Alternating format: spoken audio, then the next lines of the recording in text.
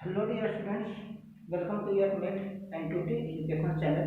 Dear students, अभी से पहले की वीडियोज प्राइमरी क्लास के स्टूडेंट्स के लिए थे, जिसमें हम रूट के बारे में बेसिक इंफॉर्मेशन लिए थे, बेसिक हम लोग जाने थे।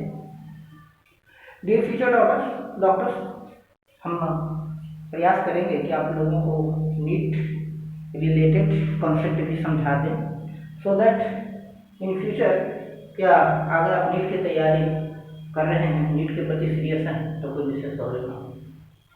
हम प्लांट एनाटॉमी की बात कर रहे हैं, उसके बाद फिजियोलॉजिकल पार्ट की बात करेंगे। अभी प्लांट एनाटॉमी समझते हैं।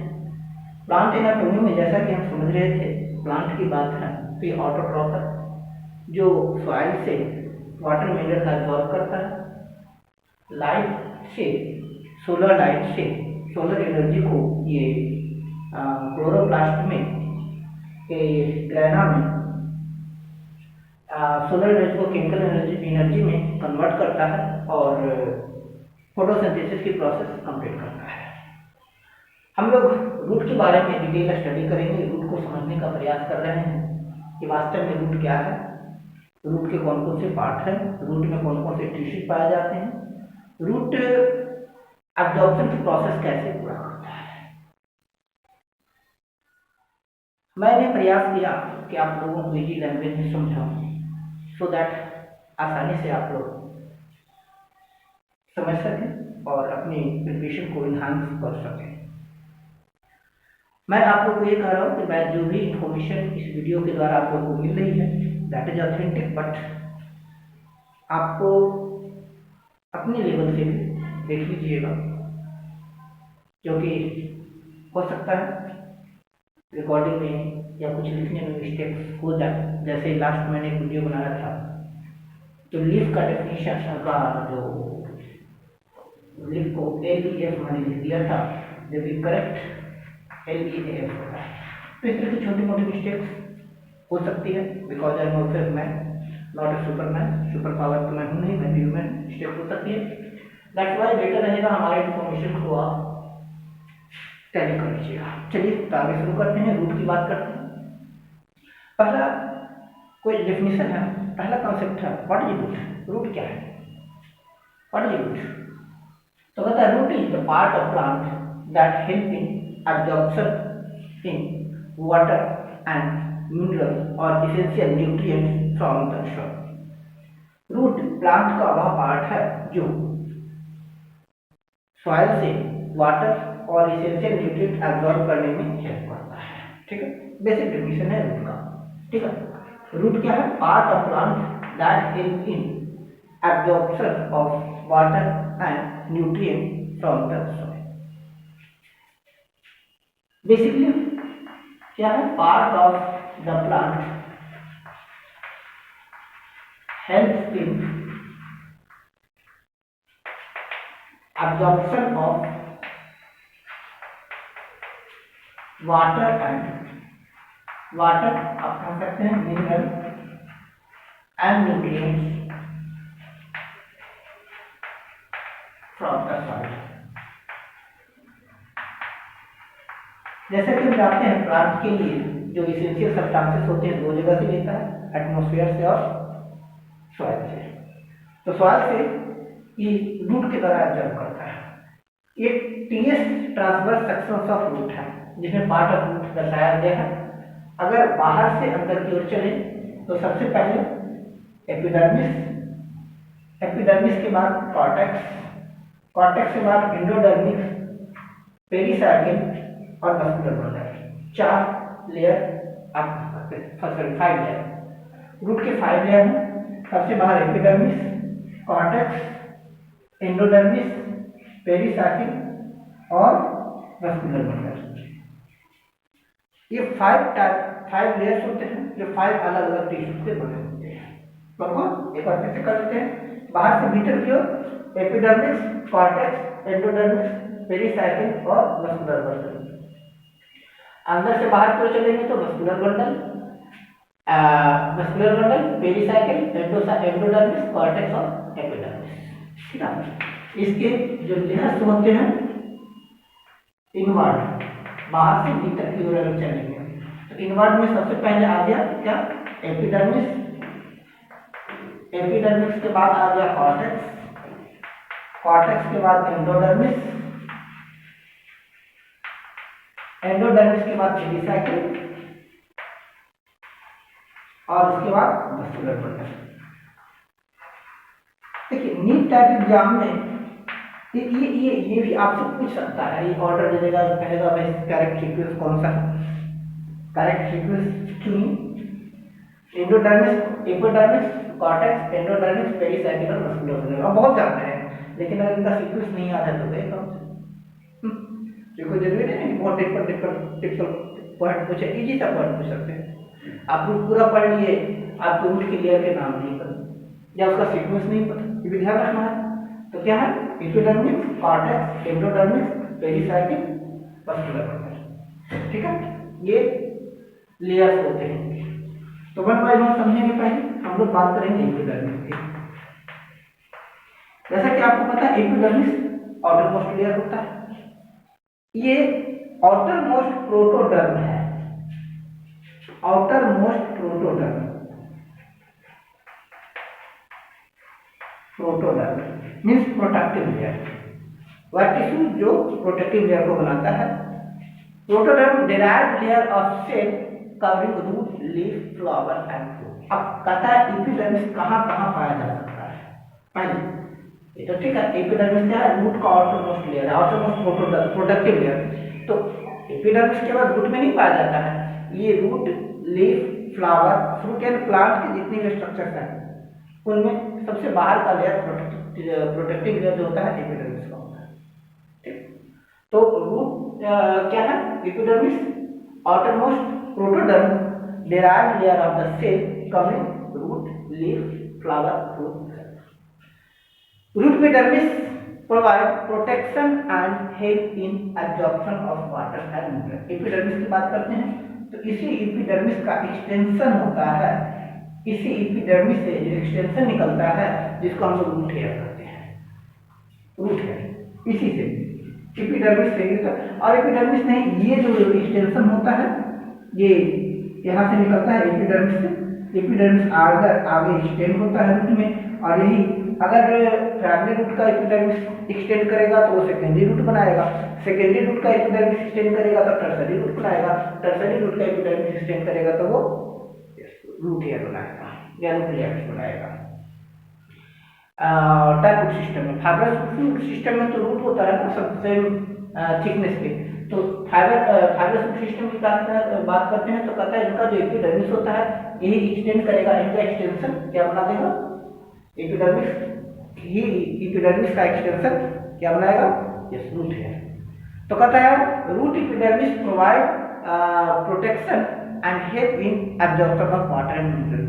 ये रूट के जो अंदर के पार्ट्स हैं, है ना, चाहे वो आपका कॉर्टेक्स है, एंडोडर्मिस है, पेरिकार्प है या मस्कुलर बंडल है, इन सबको प्रेशर, एटमॉस्फेरिक प्रेशर से बचाना, है ना, या अदर डैमेज से बचाना, ये सब काम किसका है, एपिडर्मिस का। एपिडर्मिस है फाइन हेयर लाइक स्ट्रक्चर और एपिडर्मल हेयर, जिसमें फाइन हेयर लाइक स्ट्रक्चर ये एपिडर्मल हेयर होता है, इसी एपिडर्मल हेयर को हम लोग क्या कहते हैं, रूट। ये एक्सटेंशन है, पहले बात किए थे। तो ये हो गया एपिडर्मिस की बातें। दो तीन बातें याद रखिएगा, ये क्या है, आउटर मोस्ट प्रोटेक्टिव लेयर है जो रूट को प्रोटेक्ट करता है इंजुरी से। एपिडर्मिस क्या है, ये एब्जॉर्प्शन ऑफ वाटर और मिनरल में हेल्प करता है। एंड थर्ड थिंग, एपिडर्मिस का जो एक्सटेंशन होता है, स्ट्रक्चर होता है, एक्सटेंशन, इसी एक्सटेंशन को हम लोग क्या कहते हैं, root hair. What is root hair, तो सिंपल डेफिनेशन आ सकता है, what is root hair. Root hair क्या है, एमसीक्यू पूछ सकता है, रूट हेयर इज, तो कहेंगे root hair is epidermal hair और extension of epidermis, root hair. आगे बात करते हैं रूट कॉर्टेक्स की। रूट कॉर्टेक्स तो सबसे बाद में क्या था, रूट एपिडर्मिस, उसके बाद आ गया रूट हेयर। कह रहा है एपिडर्मिस, एपिडर्मिस ये एपिडर्मिस होगी ना, एपिडर्मिस और पेरिसाइकिल, इन दोनों के बीच का लेयर, एपिडर्मिस और पेरिसाइकिल या मस्कुलर बंडल, इनके बीच का लेयर क्या कहलाता है, root cortex. Root cortex epidermis के अंदर रहता है, है ना, और ये वस्कुलर बंडल के बाहर जा रहा है, या आप कह सकते हैं पेरिसाइकिल एंडोडर्मिस के बाहर होता है। जैसे कि देखें ना, एपिडर्मिस, कॉर्टेक्स, एंडोडर्मिस, पेरिसाइकिल और वस्कुलर। ये एपिडर्मिस रूट कॉर्टेक्स की बात करने, ये प्लांट में बहुत इंपॉर्टेंट पार्ट होता है। इसमें बहुत सारे वैक्यूल्स पाए जाते हैं। रूट के क्वेश्चन ये आ सकता है कि रूट के किस पार्ट में वैक्यूल्स पाए जाते हैं, या रूट में कहाँ पर सब्सटेंसेस का स्टोरेज होता है। रूट में कहाँ पर सब्सटेंसेस का स्टोरेज होता है, जैसे मॉडिफाइड रूट होता है ना, मॉडिफाइड रूट होता है जो न्यूट्रिएंट या कार्बोहाइड्रेट स्टोर करता है, तो वो कहाँ स्टोर होता है, वो स्टोर होता है रूट कॉर्टेक्स में। रूट कॉर्टेक्स स्टोर कार्बोहाइड्रेट और other substances like resin, latex, pile, tannin, जिन भी सब्सटेंसेस का स्टोरेज होना होता है वो सारे के सारे स्टोरेज कहाँ होता है, जो भी सब्सटेंसेस होगी। अभी हम समझ रहे थे न्यूट्रिएंट स्टोर करना या गैस स्पेस हो, इसके अंदर गैसेस भी एब्जॉर्ब होता है। जैसे मान लीजिए प्लांट है, आप देखेंगे कि कुछ प्लांट वाटर लॉक हो जाता है, कुछ प्लांट वाटर लॉक होता है। अब एक प्रश्न ये आता है, ऑब्वियसली पूछा जाता है कि कुछ प्लांट वाटर लॉक्ड सॉइल में ग्रो करता है, कुछ नहीं, क्यों? क्या ऐसी उसमें एनाटॉमिकल डिफरेंसेस होती है वाटर लॉक्ड प्लांट्स में और वाटरलेस प्लांट्स में? तो वो डिपेंड करता है रूट कॉर्टेक्स पे, जिसमें जितनी ज़्यादा रूट कॉर्टेक्स होगी वो उतना ज़्यादा ऑक्सीजन इनहेल कर सकेगा। उसको वो स्पेस होता है उस गैस को स्टोर करेगा, सो दैट रूट को कम से कम रेस्पिरेशन मिल सके। जो प्लांट वाटर लॉक्ड एरिया में डेवलप नहीं कर पाता है उसमें ये रूट कॉर्टेक्स कम होते हैं। तो ये डिफरेंस होता है। क्वेश्चन आ सकता है आपको, नीट में पूछ सकता है कि what is the difference between anatomical structure of root in plant of growing in water logged area and plant growing in dry area और लेस वाटर लॉक्ड एरिया। तो उसका क्या डिफरेंस है, क्या उनका आंसर क्या हो जाएगा कि the thickness of root cortex, है ना, कि रूट कॉर्टेक्स क्या करता है, इसमें गैसेस को भी स्टोर करता है, एब्जॉर्ब करता है। Root cortex comprises of large undifferentiated cells. इसमें काफी सारे देखना अनडिफरेंशिएटेड सेल्स है, मतलब सेल्स लगभग एक दूसरे से जुड़े होते हैं। डिफरेंशिएशन का मतलब होता है मॉडिफिकेशन, उसमें अलग अलग एनाटॉमिकल डिफरेंसेस, फिजियोलॉजिकल डिफरेंसेस। तो ये अनडिफरेंशिएटेड होता है, मतलब रूट कॉर्टेक्स के जो सेल्स होते हैं इनमें डिफरेंशिएशन नहीं होता, सब एक जैसे जुड़े हुए दिखते हैं, बट वास्तव में वो अलग अलग होते हैं। तो root cortex comprises of large undifferentiated cells so that maximum quantity में सब्सटेंसेस स्टोर कर सके। अभी तक हम समझे थे कि जो भी न्यूट्रिएंट स्टोर होता है मॉडिफाइड रूट के रूट कॉर्टेक्स ज़्यादा होंगे, वाटर लॉक्ड एरिया के जो रूट्स होंगे उनमें रूट कॉर्टेक्स ज़्यादा होंगे, सो दैट वो गैस को स्टोर कर सके, ऑक्सीजन को खास करके एयर को उसमें रख सके, सो दैट प्लांट सर्वाइव कर सके। क्योंकि ऐसे भी देखिए कि जो सोल्युबिलिटी की बात करते हैं तो ऑक्सीजन की एयर में सोल्युबिलिटी कम होती है और रेस्पिरेशन के लिए ऑक्सीजन चाहिए। तो सोल्युबिलिटी कम होने के कारण उसको हो सकता है कि ऑब्जर्व करने में समय लगे और तब तक डाइजेस्ट कर सकता है। तो उसे बचने के लिए क्या करता है, इसमें इसके रूट कॉर्टेक्स ज़्यादा होते हैं और अधिक क्वांटिटी में गैस स्टोर करके रखता है, सो दैट एडवर्स कंडीशन में बच सके।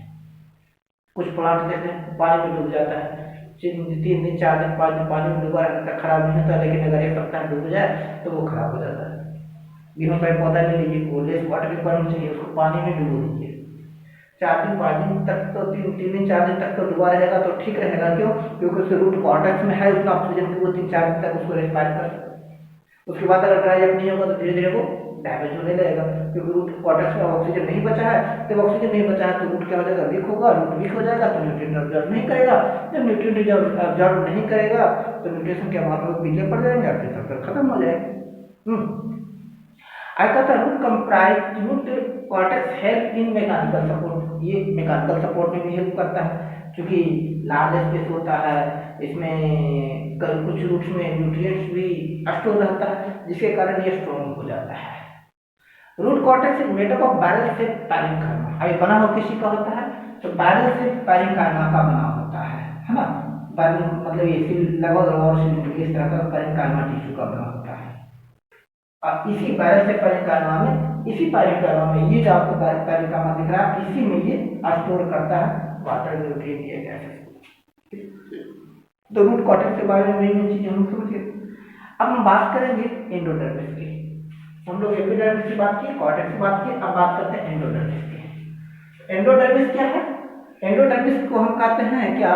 It is the inner layer of cell in cortex of root and stem surrounding vascular bundle.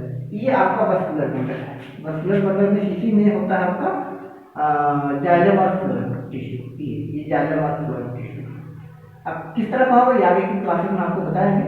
तो ये वस्कुलर बंडल है। अब इस वस्कुलर बंडल को बचाने वाला, कवर अप करने वाला जो टिश्यू है, लेयर है, वो क्या है? एंडोडर्मिस।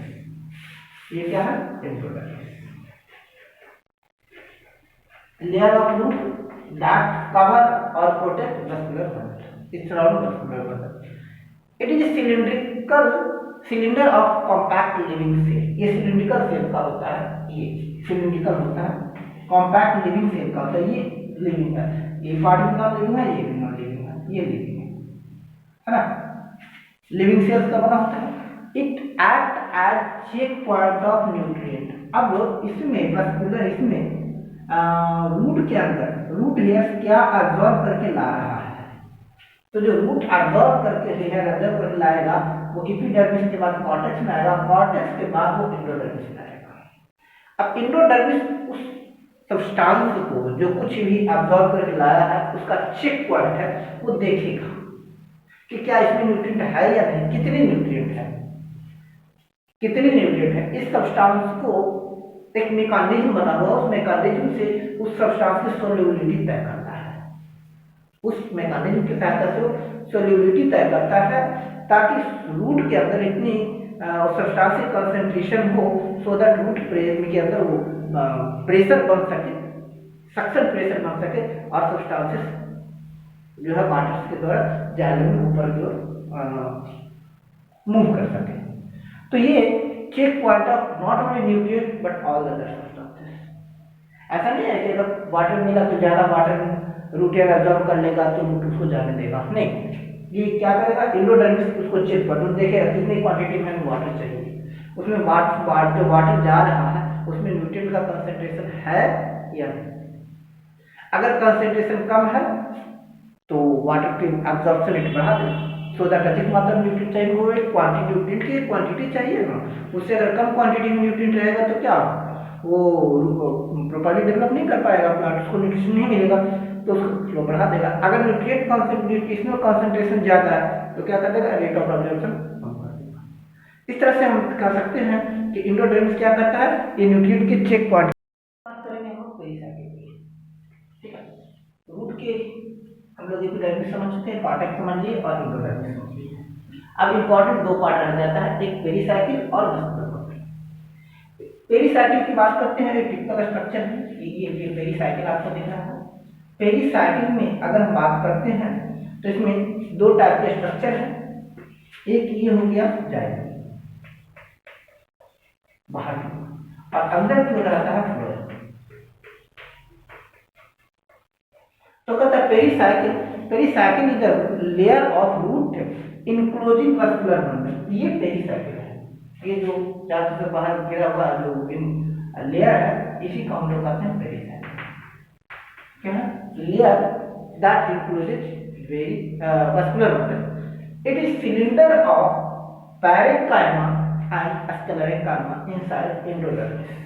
हम देख रहे हैं ना, ये एंडोडर्मिस है, एंडोडर्मिस के भीतर का हिस्सा है, ये हिस्सा एंडोडर्मिस के भीतर किसी का पैरेन्काइमा और स्क्लेरेन्काइमा टिश्यू का बना हुआ सेल है, लेयर है, जिसको हम लोग कहते हैं पेरिसाइकिल।